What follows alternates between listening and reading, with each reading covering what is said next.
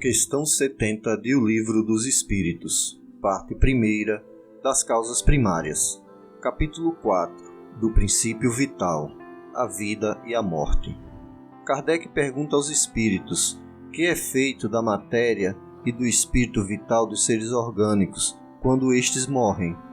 Os espíritos respondem: a matéria inerte se decompõe e vai formar novos organismos. O princípio vital volta à massa de onde saiu. Kardec comenta: morto o ser orgânico, os elementos que compõem sofrem novas combinações, que resultam novos seres, os quais aurem na fonte universal o princípio da vida e da atividade, o observem e assimilam, para novamente restituírem a essa fonte, quando deixarem de existir. Os órgãos se impregnam, por assim dizer, desse fluido vital, e esse fluido dá a todas as partes do organismo uma atividade que as põe em comunicação entre si, nos casos de certas lesões, e normaliza as funções momentaneamente perturbadas. Mas, quando os elementos essenciais ao funcionamento dos órgãos estão destruídos ou muito profundamente alterados, o fluido vital se torna impotente para lhes transmitir o movimento da vida e o ser morre.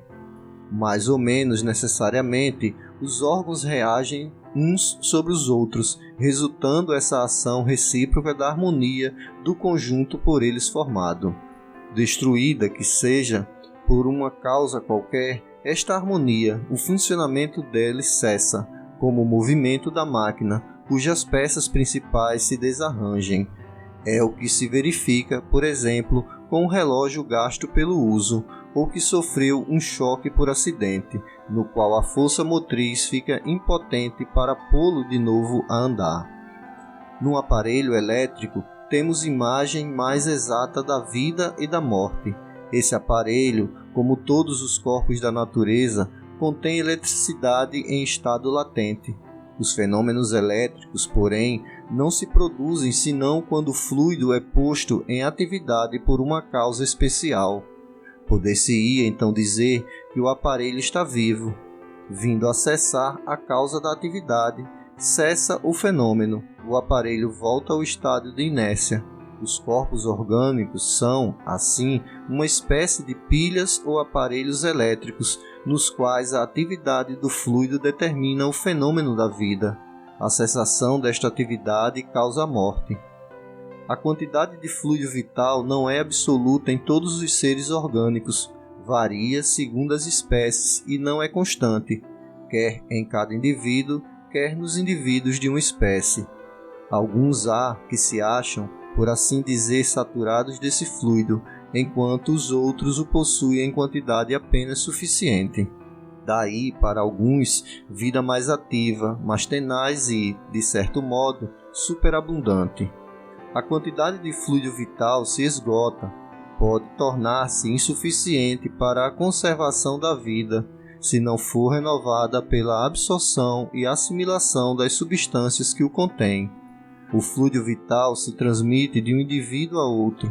Aquele que o tiver em maior porção pode dá-lo a um que tenha de menos e, em certos casos, prolongar a vida prestes a se extinguir. Na obra Filosofia Espírita, Psicografia de João Nunes Maia, o espírito miramês comenta com o título Matéria e Força Vital. Quando cessa a vida nos seres orgânicos, a matéria se decompõe, por força de determinadas leis que a sustentam e regulam. O princípio vital na criação move os canais de circulação do corpo, deixa-o, após um tempo, retornando à sua fonte e volta a circular no universo em todas as direções, em movimentos sublimados na ordenação da vida. Essa energia divina dá entrada no embrião humano com 2 semanas e meia, pelo ajustamento do chakra cardíaco do perispírito ao corpo em formação. Daí é que começa o primeiro impulso do coração em movimento, mesmo disforme, para a circulação interna do sangue, abrangendo o cordão umbilical e a placenta. O tamanho do coração que começou a pulsar é muitas vezes maior, em proporção ao do adulto, porque é uma bomba para a irrigação de 3 áreas. Essa força vital é inquietante. Ela se esgota por meios diversos, mas se abastece por variadas formas que devemos estudar e compreender. Assim como os pulmões extraem o oxigênio do ar para a purificação do sangue, aliviando a tensão do cérebro para o equilíbrio do corpo. Os centros de força extraem do mesmo ar e fora dele o hálito divino, na divina sequência de seus movimentos, abastecendo de força vital a forma física para que ela continue com os seus movimentos instintivos e as suas defesas naturais, no regime de vida que deve levar. O homem ainda tem outra fonte dessa bênção de Deus, que são os alimentos.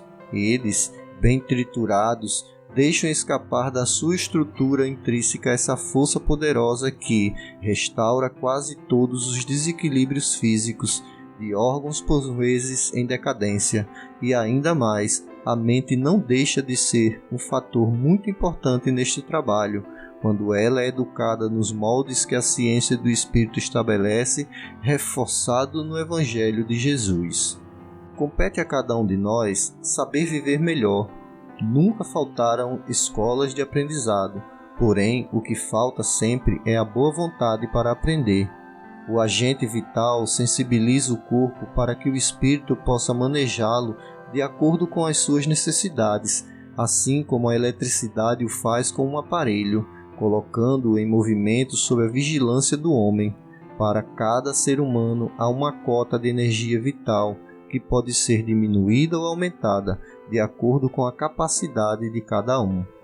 A morte do corpo é, pois, a ausência dessa força. Nunca podemos determinar linhas nem analisar meios sem variantes. Há casos que contrariam as próprias leis por nós entendidas, dos quais destacamos as provações da alma. No processo reencarnatório, o perispírito traz marcas, como no caso das doenças, que podem se esgotar, de acordo com as provações, a força vital, para que a lei divina esteja à disposição da justiça.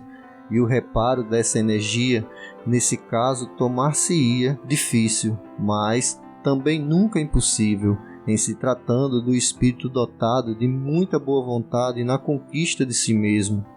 Este é um tema que nos fascina pelo seu engenhoso descortino de dar somente a quem merece, e os merecimentos se abrem em todas as direções do viver. Sobre ele poderíamos escrever um livro sem fugir do mesmo assunto.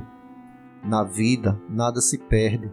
A própria matéria tem o cordão maravilhoso das mutações. A força vital é o beijo da luz em seu cinetismo permanente. E o espírito é o amor de Deus, como atributo do seu coração, para os corações de seus filhos, mostrando-lhes os caminhos que levam à felicidade.